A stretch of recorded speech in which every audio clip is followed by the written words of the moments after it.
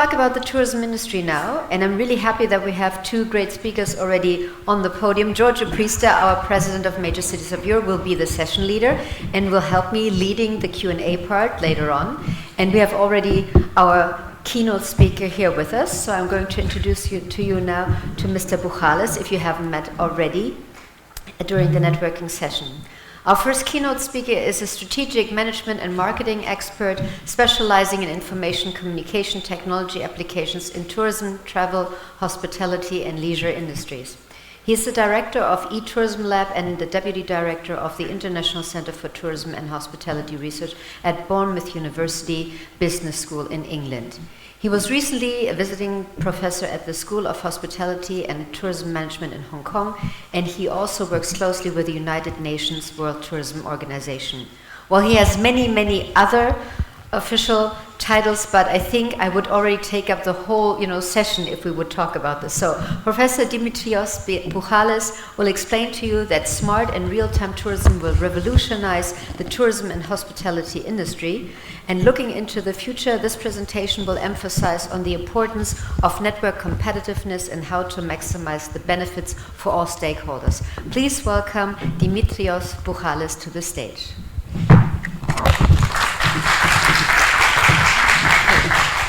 It's a great pleasure to be with you. Thank you for the introduction. Thank you to Giorgio. Thank you to Tassos and to Mina. And apologies for all the difficult things that I've been giving them for a long time. It's a great pleasure to be in Larissa. My first time in Larissa. I'm Greek, but I live around the world for the last 32 years. So it's great to reconnect with friends and also explore Larissa as a place. I'm going to go very quickly through a lot of slides. And it's a lot of the research that we've been doing in the last, well, I've been working in tourism and technology for about 35 years, and this is the most exciting thing because everything is changing. Anything I need to know? Yes, so that we can catch you on the camera and on the light. You should be in the light, so you're dancing in the shadows at the moment. I heard. So please dance in the light with me. I can do anything. I work in the Club Med in the 80s, right? Okay, good, lovely. I'm going to go quickly through a lot of material, and I understand that most of you are dealing with cities. I'm dealing with tourists and tourism, and most of the cities are having temporary citizens that they are tourists. Tourists are temporary citizens. But they are coming to very hostile environments because they do not speak the language, they don't know the local geography, they do not understand how to do things. And quite often, we take advantage of the tourists. We give them higher prices, we give them the wrong information, sometimes actually we put them in danger. So smart cities, and I've just done a book on smart cities, is actually easier than smart tourism. Why? Because you know the ecosystem, you know the stakeholders, you know the people who are around that kind of area, and it's about interconnectivity, interoperability between the different stakeholders within the ecosystem. When you're dealing with smart tourism, you are bringing people who are coming from all over the world. They do not know anything. They are virgins quite often. It's first time, especially if they've never been there before, and they've got to connect very quickly with the resources of the city and engage and very quickly understand what to do, where to go, what's the local context and what's the local conditions. So this is the essence of what I'm going to be saying. I've just deleted 250 slides last night and I've only left about 100. So first we start with advertising. This is my journal, Tourism Review. It's the most established journal in tourism. We are on volume 88 years. And this is the Encyclopedia of Tourism Management and Marketing. I've just finished it during COVID. 2 million words, 1,500 contributors, 1,250 terms that we analyze in the Encyclopedia of Tourism Management and Marketing. Please buy it. It's expensive. It only costs 1,400 pounds, but it has got everything you need to know about tourism. I became much more clever by reading this. I thought I knew everything. I've been in tourism for 43 years. When I read all the stuff that people, contributors were doing, I just became much more clever. And there are 4 volumes. There is 3,528 pages, and there is a quiz for you, and if you find it, I'll buy you a beer. How many kilos it is? What is the weight of the encyclopedia? Please tell me afterwards. Okay, now, the latest book that just come out is Smart Cities and Tourism, and the Sharing Economy and the Tourism Industry. These are the books. The Sharing Economy has come out a month ago. The Smart Cities is coming out about now. We've given you a discount of 30% if you use the Major Cities 22 when you go on the website. Use the QR code. Make sure that you take pictures so you don't forget. Thank you. And the gamification for tourism. I'll refer to these things. So tourism in cities. Quite often, cities do not like tourists because we are getting in the sense of many different people. Now, tourists who are going to cities are both domestic and international. It doesn't necessarily need to be international. And they're going for leisure and business. And a lot of different reasons. So when you see people around in cities, you do not know if they are local or if they are tourists. If you're going to a tourism resort, quite often you know more or less what's happening. But in big cities, you do not know who is whom. And actually, they've got a lot of different reasons why they go there. They may go shopping, sightseeing, they may go for sporting events, they may go for weddings, they may go for prayers and pilgrimages, they may go for conferences, all kinds of things. And every different motivation creates different needs. So there are temporary citizens that have got a vast range of different needs, and they need to be satisfied. It is difficult. Tourism is very, very complex. It's not easy. And there's a range of different motivations here why people are going, from sports and physical activities, attending events, education, heritage, nature, health activities. Someone was telling me that Larissa is becoming a health medical tourism center, religious activities, sightseeing, shopping, meeting and convention, passive leisure. All kinds of different things that require different specifications and different kind of services and value added. This is the arrivals in 2019. You can see in different places how many people were arriving. For example, in London we had 20 million tourists arriving. In Paris, similar kind of number. And all of those people are bringing a huge contribution to the local economy in cities. And during COVID, we understood that the tourists are actually paying for art, for culture, for shopping, for a lot of things that we've got in cities that we take for granted, and we think that's only for the local people, but in fact it's the tourists who are paying for it. Tourism has been very, very good for the last 40 years. It has been growing for about 4% over the period, and then COVID happens, and then goes minus 74%. This international tourism, domestic tourism, depending on the place, had different kind of effect. In Bournemouth, where I live, tourism went up because a lot of the British people stayed domestic and they came to us in Bournemouth rather than go somewhere else. If you want to make me angry, you talk about over-tourism. There's no such a thing as over-tourism. There's just badly managed tourism. And it's really important to understand that we really need to understand flows of tourism, how tourists are going into the landscape, and what kind of activities they have. And that's really important to understand how to manage tourism in a way that's creating value for all the stakeholders. Be very, very careful. A lot of people are talking about over-tourism, but they do not understand the phenomenon. A lot of academics as well. And I keep telling them off.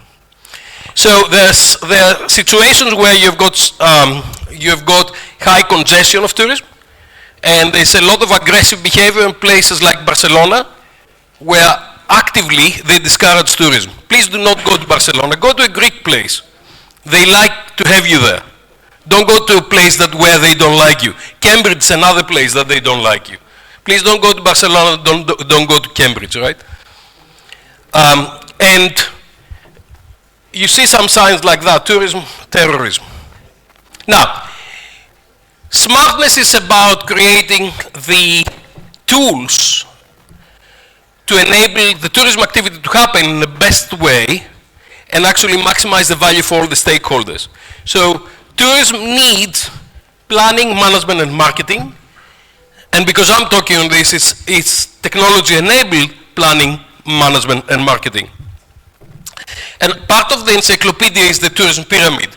The top of this is what we call the tourism system, based on Neil Lipier's work, which is tourism is a system, resources are coming in, we do different things in the tourism, in the tourism system, where people are going from the generating region to the destination region, and then you create value for a lot of different things. Based on the encyclopedia, I created the pyramid to look into all the planning, management, and strategy that's required, all the market forces that determine what kind of tourism and what kind of services you need, all the exogenous variables that determine how tourism is operated, and then all the technology and the smartness that creates the infrastructure for tourism to operate. Obviously, I don't have the time to explain all that. Please read the paper to understand how, in order to manage tourism profitably and to create equitable returns on investment and to create value for all the stakeholders, including the tourists, the local residents, the different players in the ecosystem, how you manage the entire system. And the entire system is quite complex. I was recently in a conference and they were talking about Amsterdam, and they were talking about over-tourism in Amsterdam, and I said, okay, where's the problem? And the problem is nearby the train station, and the problem is in the red light district, because a lot of things happen there that they create social problems. And I said, okay, when we are talking about places, we really need to understand where the problem is, and we need to see how strategies can come together and to use technology to understand what time, when things are happening, and what can we do about it. Okay, so we really need big data to granularize behavior and activity in order to be able to manage these things. My best destination is Disneyland. Disneyland is the best destination in the world. Why? Because we can control everything. We can control how many people are coming through, where they go, what they do. Nobody is complaining about that. You know why? Because they've taken care of it. Because there's music, because there's anticipation. I really want to go to the castle. And they're using queuing systems to actually manage where people are going and what they're doing. So it is this kind of strategy and smartness that we need to take advantage of in order to be able to operate tourism in the best way in a destination where a lot of different players are there. Now, a lot of people who are coming from the north of Europe and from rich countries do not understand that tourism is not optional, especially for remote, insular, rural, and peripheral regions. Greece does not have the option of not doing tourism. Italy does not have the option of not doing tourism. So a lot of people who are coming out and they're saying different things, they don't understand that you don't have a lot of other resources and you have got to do it. So you must do it properly. And that's really important. Now with COVID, we realize that it's the biggest crisis ever, but at least our assets are still there and we're still able to co-create value by using all our resources in the best possible way. But what we need to understand is that we need to look forward as the past is becoming irrelevant. What we were doing in 2018, 2019 is becoming irrelevant to what we'll need to be doing in the future. And the most important difference is that we've got the end of planning as we knew it. We used to do plans for 1 year, 2 years, 3 years. Now the plans, we've learned how to operate in the COVID situation very, very quickly. And now it is agility that's creating competitive advantage. And agility is coming from the ability to interconnect everybody through smart systems and use big data in order to be able to manage that. As a destination, what you're trying to do is you're trying to achieve strategic competitive advantage through destination differentiation. And you're doing all that in order to create benefits for the local people. In many destinations, actually, we do not create benefits for local people because people are taking the benefits away. And that's something we need to address, because if we do not do that, the residents, before you know, they'll say, hold on a second, we don't want tourism here anymore. So when you're looking for a vision for 2030, and 2030 is around the corner, 2030 is 7 years away effectively, and all the investments that they are going to be operating in 2030 needs to start now. So I'm spending a lot of time talking to people about 2030. Let me get a glass of water.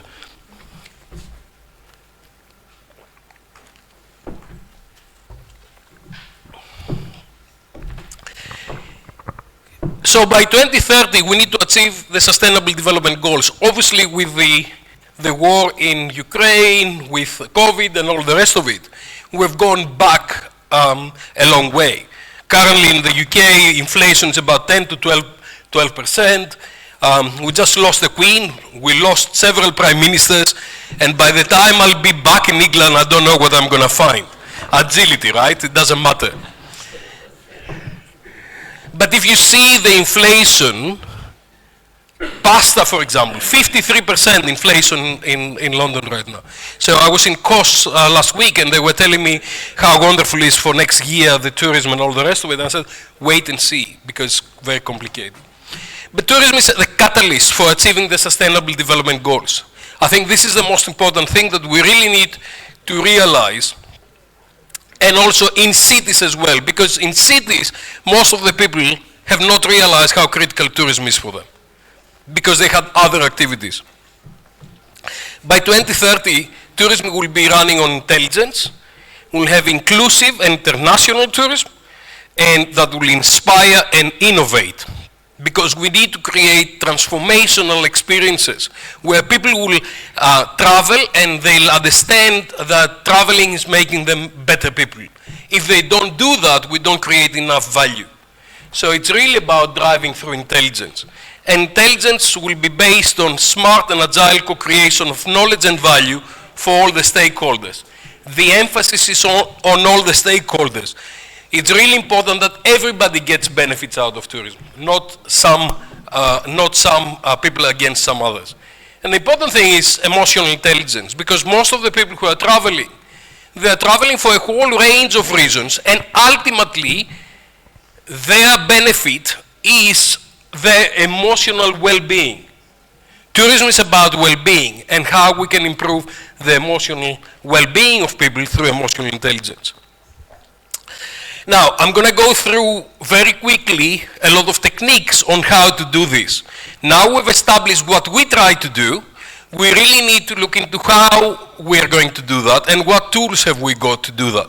There's a lot of research we've been doing for the last 30 years, and you see a lot of publications that explain all the different tools that we've got. And I'm a great admirer of Steve Jobs. Creativity is just about connecting things. When we're talking about smartness and technology, a lot of people are trying to find something that's really, really complicated, and they say, okay, where can I buy this system? But like Dimitrios Buhalis from Trikala, the mayor, he was saying, it's really about a different way of thinking. So when we started with the first Mac, and that is me in 1987 with my first Mac, spot the difference, right? This is when we start designing systems. And it's all about the different layers, from the physical layer, the data layer, the technical layer, the business layer, and the experience layer. And you're building all of those things, one on top of the other, to actually create the experience for people to engage and enjoy. When you look into what actual technologies people are using, there's a lot of different technologies out there, but the trick is how to connect all the technologies and how we connect the entire ecosystem in the way that is addressing all the needs, all the dynamic and contextual needs of consumers. And also, how do we bring the local residents and the local tourism activity and ecosystem together to actually manage all the resources in the best possible way. There are a lot of these tables and figures in my books that they are looking to which specific technology can be used when and how. Okay, but this is the detail, the strategy and the big things that we really need to use technology to understand consumer behavior and understand how it can be managed within a destination. Now, one of the very important things is that context is key. Why? Because we are different consumers in every single situation when we're traveling. Even the same person, myself, I'm very different when I'm coming to a conference. I was in Kos Island for a wedding. I had a very different behavior. Next week I'm in the world travel market. The week after I'm in Spain. It will be a very different behavior wherever I'm going. Maybe some key variables, but a lot of different things are contextual. So you have got the internal context with likes, goals, preference, tasks, emotional status, topics of interest, ability, disability, personal events and approaches. And then you've got the external context from location, political situation, season, light, traffic, air pressure, delays, weather, strikes, emergencies. All of those things are changing the way we are producing tourism. And therefore, the co-creation of the tourist experience is very different based on those contexts. So it's really important to look into real-time, predictive, and adaptive into the contextual information. Because that is changing the conditions of what's happening. If it's going to rain tonight, it will be a very different experience from what we had last night. Okay. And I've done a lot of work with accessibility, and actually I went upstairs and I saw one of the wonderful paintings that they've done in a wonderful way. They've taken and they've done it very friendly for blind people to be able to read these things. But the accessibility, yeah, I can see the end of the time, but it was on 20 minutes, so I've got another 10, right? Or 20, or you know. Okay, the accessibility market, again, there are different kind of needs and contexts, and this is also very important. And again, we've got 2 books on accessibility tourism to understand the theoretical and the practical ways of how to address these things. And when we're talking about accessibility, we're not talking only about disabled people, but we're talking about people who are breaking a leg, parents with prams, elderly, and different kind of people, and also the different types of impairments and the severity of the different types of impairment. Now, again, all of those things require different technology to actually address the context of the individual to be able to enjoy the tourism experience. So smartness is really taking advantage of interconnectivity, interoperability of integrated technologies to re-engineer process and data in order to co-create value through innovation for all the stakeholders that are out there.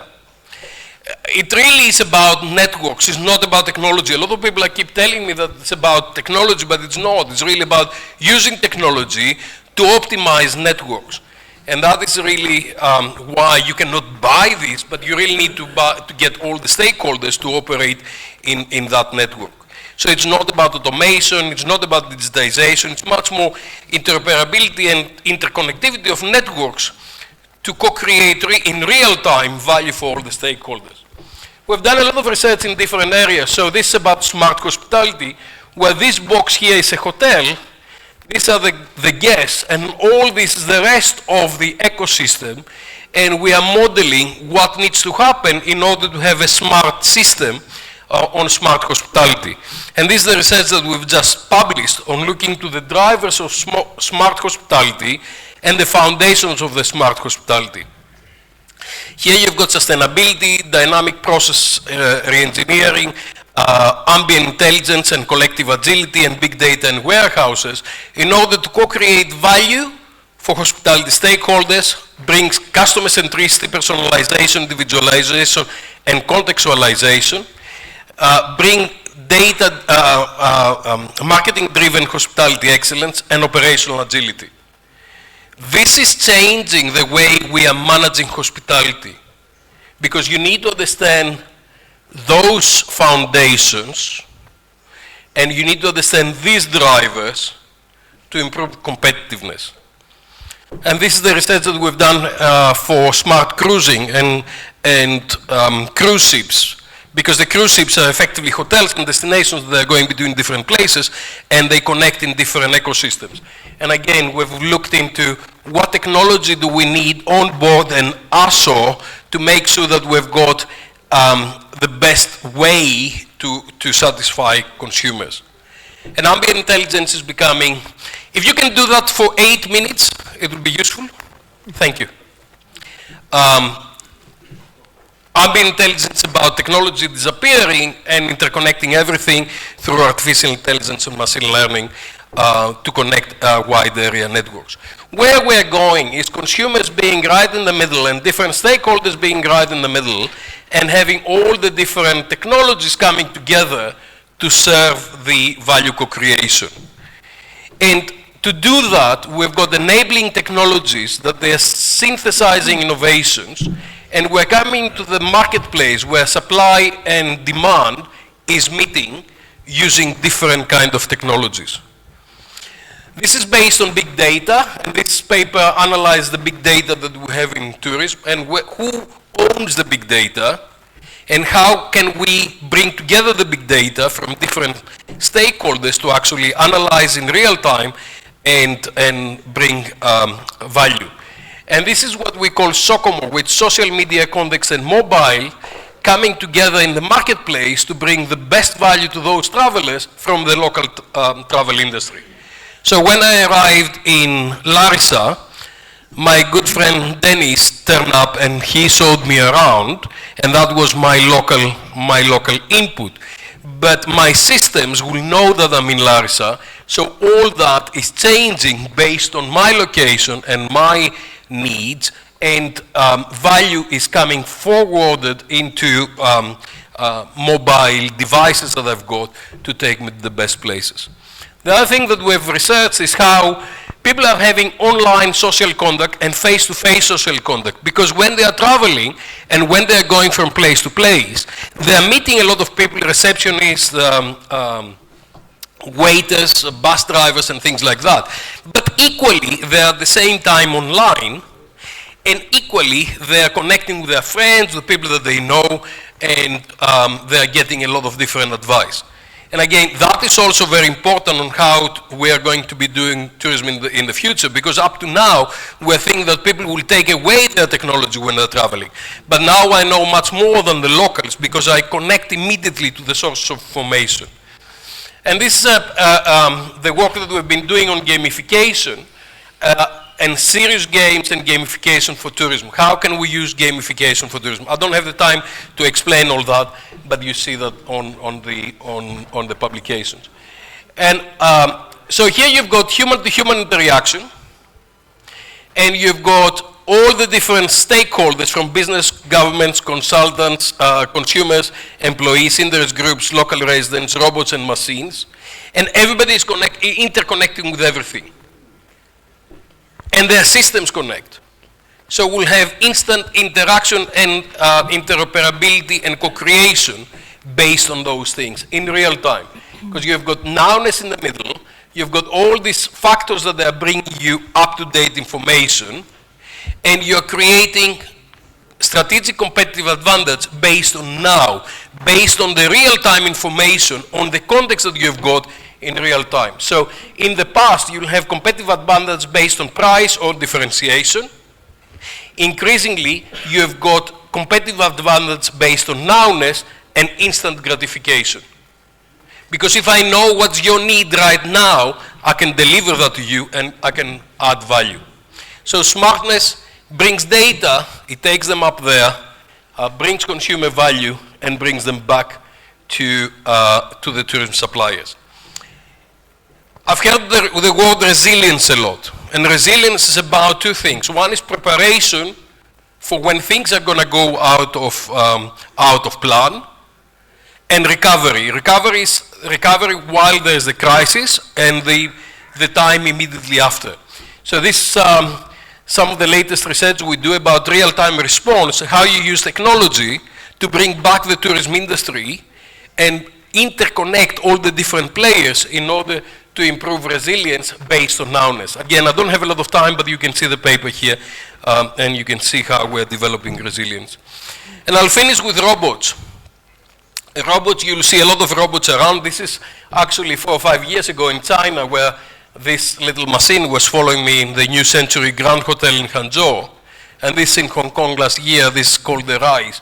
It was spraying everybody so you don't have COVID. But again, technological adoption and robots depends on how people would like to appreciate the value that robots are bringing. And we look into innovation that is driving intention to adoption. Robots, yellow card, okay. Red card, okay, I'll finish here. Okay, I'm not gonna talk about that. I'm just gonna play this for 1 second to give you a little bit of, let's have a little bit of sound on the voice. Okay, we don't have. This robot is creating a tea for you, and it's doing a dance every time to thank you for doing the tea. I'd like to see a waiter doing that next time they're offering me a tea, right? Okay, last thing is metaverse, and that's the big thing that we're doing right now. Bring augmented reality and virtual reality together and create immersive and elusive experiences on metaverse to enable people to try different destinations before they go. Do I like to come to Larissa or not? Can I experience it before I commit 5,000 euros and 2 weeks of my life? And if I like it, I come. If I like it, I don't come. The way it's going to work is that you're going to be digital and immersive before. You'll have augmented reality during the visit, and then you'll have digital after you visit. Okay, lots of references. Please buy the books. And thank you very much. Okay. How long was it? It was over 30 minutes. Huh? It was over 30 minutes. Over 30? Yeah. Okay, we have also now a microphone actually for the audience. So if you want to raise your hand and ask a question to Mr. Buhalis, you can. Of course, maybe Giorgio, your take you heard now. Okay. Does anybody have a question right away for? Yeah, please stand up and take the microphone. It's ready? First of all, many thanks from the city of Trieste. We are the representative of this city. And we are very happy that for the first time, at least for the first time, we see that you are keep in mind the possibility to gaming, this word that is very popular. And also in the city of Trieste, we are thinking about start a sort of virtualization of our museum, introducing some gaming technology, like, for example, Unreal Engine. Do you have any kind of experience in your country, in UK, regarding a specific method that could be inspire us? Thank you very much. There are a lot of activities, there are a lot of prototypes that have been designed. And actually in Trieste, we've done work with the university. We've done in Belgium, in Aname, we've done in many different ways on how you're using technology to create models and to encourage people. We need to influence behavior of people. If everybody is going to the honeypots, what we call the honeypots is where we've taken pictures, Eiffel Tower, Piazza San Marco in Venice, and things like that.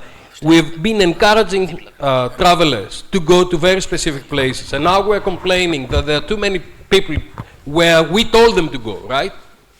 So what we need to do is we need to create tools to communicate in real time with people when they are at the destination and say, for your kind of value for time and money, we suggest to have this kind of itinerary.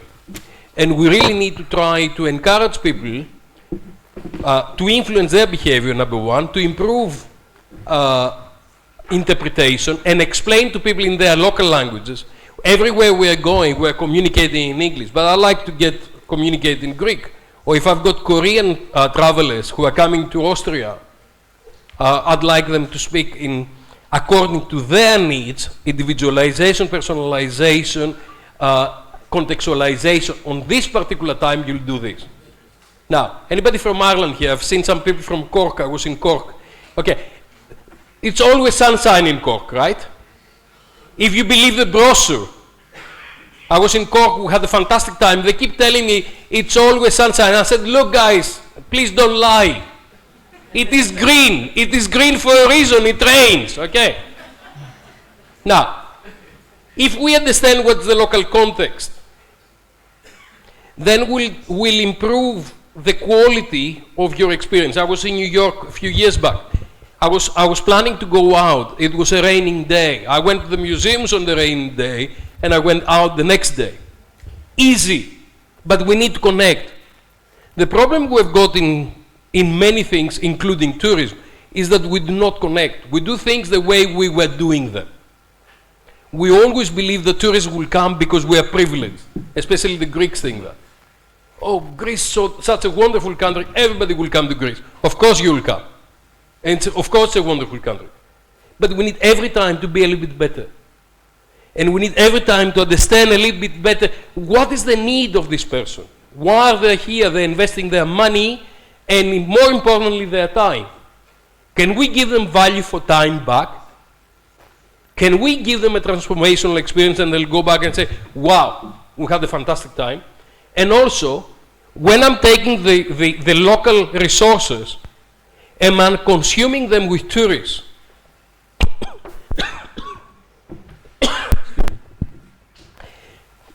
Can I provide value for the local people?